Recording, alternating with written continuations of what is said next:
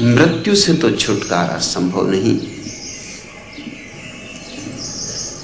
लेकिन ये तुमसे कहा किसने कि तुम मरोगे? तुम न तो पहले कभी मरे हो, न अब मर सकते हो। जो मरता है वह तुम नहीं हो, कोई और है। देह मरती है, वह तो आवरण है।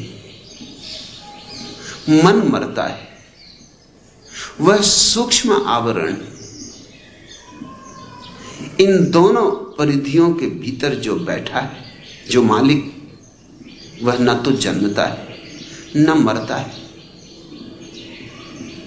बहुत बार ये जीवन घटा है, कुछ तुम नए नहीं हो। बहुत बार आए और बहुत बार गए हो, लेकिन भीतर जो बैठा है वह शाश्वत है। न उसे जन्म छूता है, न मृत्यु उसे छूती। जब तक तुम उस भीतर के अंतर्यामी को न जान लोगे, न पहचान लोगे, तब तक ये भय सताएगा। और जब व्यक्ति युवा होता है तो स्वभावतः मृत्यु की चिंता नहीं पकड़ती। क्यों पकड़े? आदमी इतना दूरदृष्टि नहीं। आदमी की दृष्टि बड़ी ओछी है, बड़ी छोटी। बस जरा सा देखता है 2-4 कदम आगे। दिए की रोशनी है उसके पास, 4 कदम देखता है। मृत्यु इतनी दूर मालूम पड़ती कि भरोसा ही नहीं आता कि होगी। और मन बड़ा चालबाज है। मन यह भी कहता है कि और दूसरे लोग मरते, तुम नहीं मरोगे। और मन कहता देखो, एक व्यक्ति परसों मरा था, एक व्यक्ति कल मरा, एक व्यक्ति आज मरा, तुम तो नहीं मरे। लोग रोज मरते हैं, तुम तो नहीं मरते। तुम तो सदा न मालूम कितनों को मरघट पहुंचा के हमेशा घर वापस आ जाते। तुम तो जियो, बेफिक्री से जियो, मन कहता है। इन व्यर्थ की चिंताओं में ना पड़ो। फिर जवानी के नशे होते, मूर्छाएं होती, दौड़ होती, धन पाना है, पद पाना है, प्रतिष्ठा पानी है। फुर्सत कहां है, समय कहां है कि कोई बैठ के विचार करे। जो जवानी में विचार कर ले, समझना अति बुद्धिमान, समझना कि महामेधावी। क्योंकि आम तौर से जवानी में मूर्छा इतनी सघन होती, क्योंकि वासनाएं इतनी प्रगाढ़ होती कि आदमी लगता है जागा जागा, मगर जागा नहीं होता, सपनों में डूबा होता है। महत्वाकांक्षाएं सपने ही हैं। तुम्हारे भीतर सपनों पर सपने तुम बुने जाते हो। कौन सोचता है मृत्यु की? और फिर जब आएगी तब देख लेंगे, जल्दी क्या है। कभी कभी फुर्सत के किसी क्षण में अगर मृत्यु का ख्याल भी आ जाए तो तुम जल्दी से अपने को छिटका लेते हो, किसी दूसरे काम में लगा देते हो, अपने को उलझा लेते हो कि ये कैसी निराशा की बात मेरे मन में आ रही। अभी तो मैं जवान हूं।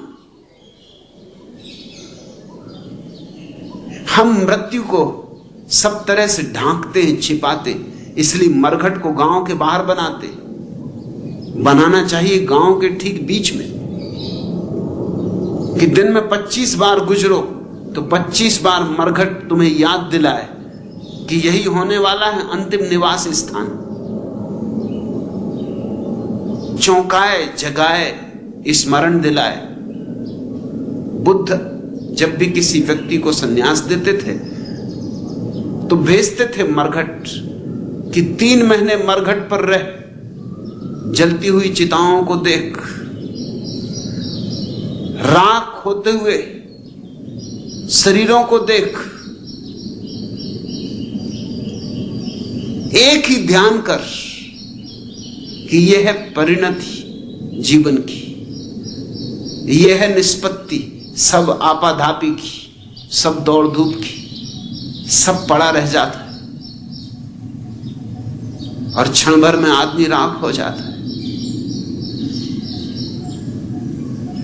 3 महीने तक मरघट पे बैठकर रोज सुबह से सांझ, दिन और रात मुर्दों को जलते देखना, तुम कैसे बचा सकोगे? स्मरण आ ही जाएगा कि यही अवस्था मेरी भी होनी है, आज नहीं कल। और जिसको मृत्यु का स्मरण आ गया वह सौभाग्यशाली, क्योंकि मृत्यु के स्मरण के साथ ही जीवन में क्रांति घटती। जब ये याद आ जाती कि ये देह तो जाएगी, तभी हमारा देह से तादात्म्य छूटता है, तभी हम देह से अपना मोह छोड़ते हैं।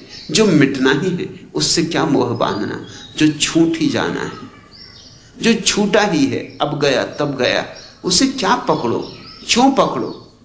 क्यों ना हम उसकी तलाश कर लें जो कभी नहीं छूटता? क्यों ना हम शाश्वत को खोजें? क्यों ना हम शाश्वत पर अपनी निगाहें टिकाएं? शाश्वत पर निगाह टिकाने का नाम ही तो संन्यास है। समय के पार आंखें उठाने का नाम ही तो संन्यास है। जवानी में तो बहुत मुश्किल होता है कि किसी को होश आए, मगर ये दुनिया बड़ी अजीब है। लोग बूढ़े भी हो जाते हैं तब भी कहां होश आता। रामनाथ, तुम तो सौभाग्यशाली हो, कम से कम बुढ़ापे में भी तो होश तो आ गया। मरते दम तक भी लोगों को होश नहीं आता। मैंने सुना एक मारवाड़ी मर रहा था।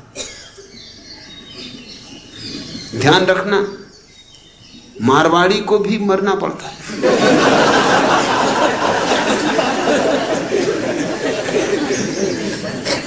मौत किसी को भी नहीं छोड़ती, मारवाड़ी तक को नहीं छोड़ती। सारे बेटे और रिश्तेदार चिंतित थे। उसकी आवाज बंद हो गई थी, सब उसे घेर कर खड़े थे। बड़ी मुश्किल से वो बार बार कह रहा था, बाबा झा झा। एक बेटे ने कहा, लगता है ये कहना चाह रहे हैं कि बक्सा झाड़ के नीचे मैंने दबा रखा है, कुछ करो और इनसे पूरी बात बुलवाओ। कौन सा झाड़? क्योंकि घर के आसपास बहुत झाड़ थे। डॉक्टर ने कहा कि एक बड़ा ही मूल्यवान इंजेक्शन है, उसे लगाने पर ये 1-2 वाक्य बोल सकेंगे।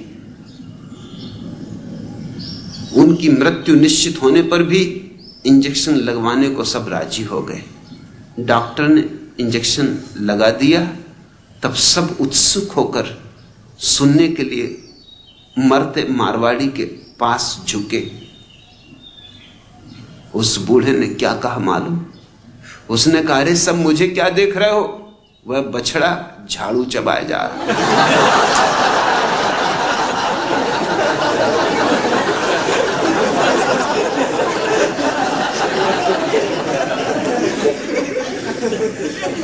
रामनाथ, चलो अच्छा हुआ बुढ़ापे में भी कम से कम याद तो आने लगी कि मृत्यु है।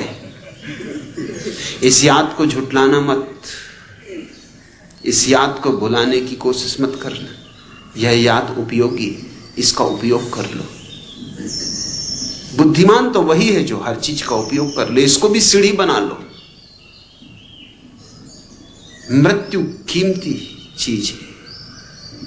अगर दुनिया में मृत्यु ना होती तो सन्यास ना होता, अगर दुनिया में मृत्यु ना होती तो धर्म ना होता, अगर दुनिया में मृत्यु ना होती तो परमात्मा का कोई स्मरण ना होता, प्रार्थना ना होती, पूजा ना होती, आराधना होती ना होती। ना होते बुद्ध न महावीर, न कृष्ण, न क्राइस्ट, न मोहम्मद। यह पृथ्वी दिव्य पुरुषों को तो जन्म ही ना दे पाती, मनुष्यों को भी जन्म ना दे पाती। यह पृथ्वी पशुओं से भरी होती। यह तो मृत्यु ने ही झकझोरा। मृत्यु की बड़ी कृपा है, उसका बड़ा अनुग्रह है। मृत्यु ने झकझोरा, याद दिलाई। बुद्ध को भी स्मरण आया था मृत्यु को ही देखकर। एक मरे हुए आदमी की लाश को देखकर पूछा था अपने सारथी से, इसे क्या हो गया? उस सारथी ने कहा कि यह आदमी मर गया। बुद्ध ने कहा, क्या मुझे भी मरना होगा? सारथी झिझका। कैसे कहे? बुद्ध ने कहा, झिझको मत, सच सच कहो, झूठ ना बोलना। क्या मुझे भी मरना होगा? मजबूरी में सारथी को कहना पड़ा कि कैसे छिपाऊं आपसे। आज्ञा तो यही है आपके पिता की कि आपको मौत की खबर न होने दी जाए, क्योंकि बचपन में आपके ज्योतिषियों ने कहा था कि जिस दिन इसको मौत का स्मरण आएगा उसी दिन ये संन्यास्त हो जाएगा। मगर झूठ भी कैसे बोलूं? मृत्यु तो सबको आएगी, आपको भी आएगी मालिक। मृत्यु से कोई कभी बच नहीं सका है। मृत्यु अपरिहार्य है। बुद्ध ने उसी रात घर छोड़ दिया। क्रांति घट गई। जब मृत्यु होने ही वाली है तो हो ही गई। तो जितने दिन हाथ में है इतने दिनों में हम उसको खोज लें जो अमृत है। रामनाथ, अगर मृत्यु से भय लग रहा है तो अशुभ नहीं है, शुभ हो रहा है। पूछते हो मैं क्या करूं? मृत्यु से भय लगे तो ध्यान के अतिरिक्त करने को और कुछ है ही नहीं। अब ध्यान में डूबो, अब संन्यास में रंगो, अब जीवन को समाधि में रूपांतरित करो ताकि तुम्हारा शाश्वत से संबंध हो सके, ताकि तुम अपने भीतर उसको देख सको जो कभी नहीं मरता। उसको देखोगे तो ही भय जाएगा, उसको पहचानोगे तो ही भय जाएगा। अच्छा हुआ बूढ़े हो गए, अभी ना होगा मेरा अंत।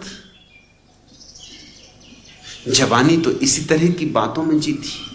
अभी ना होगा मेरा अंत, अभी अभी ही तो आया है मेरे वन में मृदुल वसंत। अभी ना होगा मेरा अंत। हरे हरे ये पात, डालियां कलियां कोमल गात।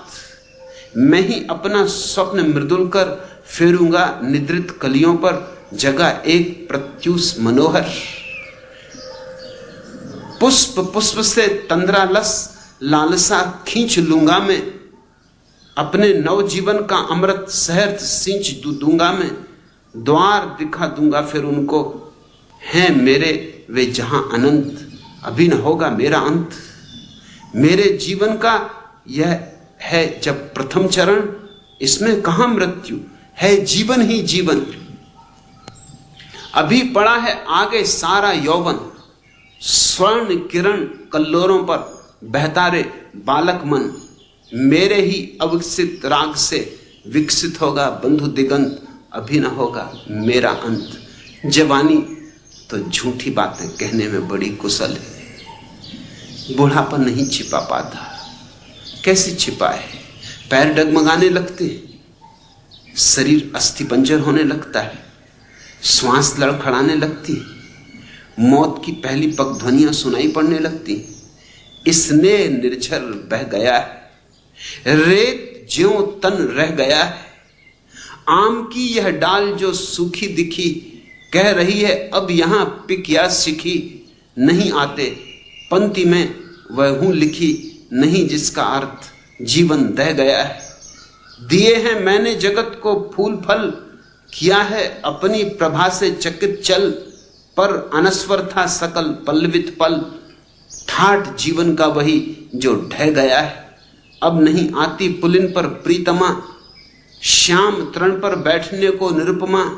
बह रही है हृदय पर केवल अमा, मैं अलक्षित हूं यही कवि कह गया है। स्नेह निर्झर बह गया है, रेत ज्यों-तन रह गया है,